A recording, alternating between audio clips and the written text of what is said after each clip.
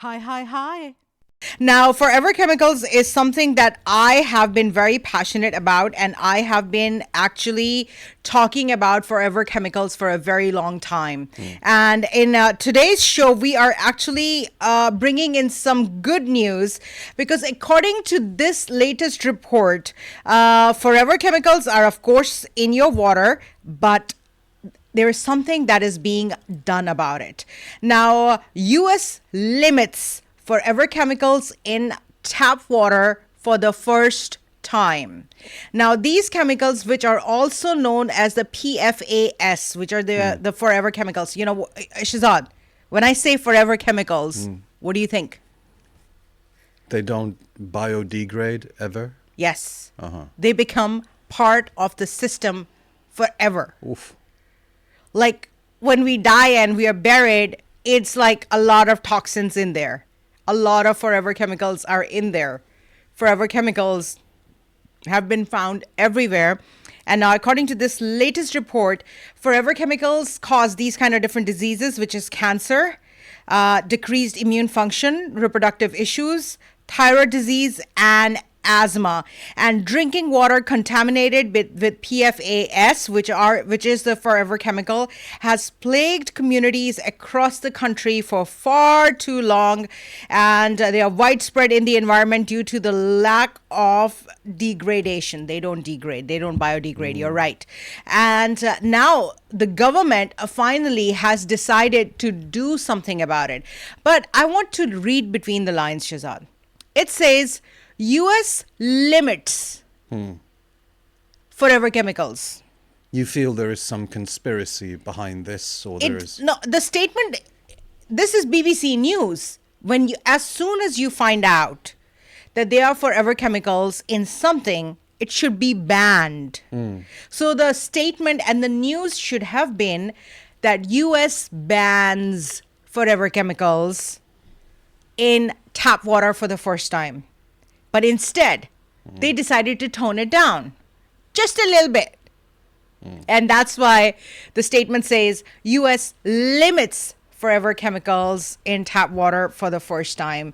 This is like, they're killing us. They don't want us to live. They want us to die. And that is why they're putting all these plastics, all these forever chemicals in everything, in soap, in food, in the food wrappers, in the tap water, in the swimming pool, in the, ice creams. Like, this is everywhere. Like, there's no way that even if we live, I'm actually listening to this book these days. It's called Lifespan.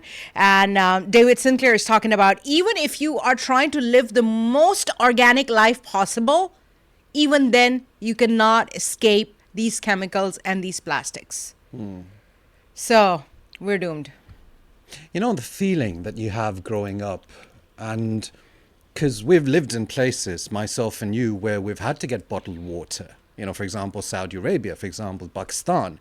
But then traveling to some villages across Pakistan, or going to Kailash, where you just drink directly from the source itself. You literally put your hand out. Traveling through Europe, England, the US, it's such a privilege to be able to just open the tap, have the water in a glass, and drink it. I think we do not understand this is a huge privilege, not available across majority of the world. And to have pure water, I mean, it's holy. Yeah. It's almost holy. Yeah. And yeah, there's still parts of the world that do not even have drinking water. Like, they don't even have this chemical water. So one of the basic needs is water, and they do not have water. And for us who do have this water, in order to make this water available to us, they have to put in all these cleaners in it that cleans it, that keeps it clean, that keeps it sanitary. But in doing so, in the process, they're like, it's like they're like, okay, I'm gonna say it again, they're like killing us. I wish that when all these systems were being made, we had someone with brains making all these decisions. I have a lot of expectations from AI, really. Yeah, I mean, I have expectations from AI that when AI is integrated into these systems, AI is going to put up a red flag, and there's going to be someone there with a conscience who drinks water who will think, okay, fine, you know what? We need to do something about this. But that's years to come. But so far, this is good news. Yes. Yeah. It's partially good news. It's partially good news. Yeah, we're starting off with a Friday with this bad news. I didn't want to do that. No, Shehzad. that's good news. They're limiting it. Oh, they're limiting it. Yeah, you're right. That's good news.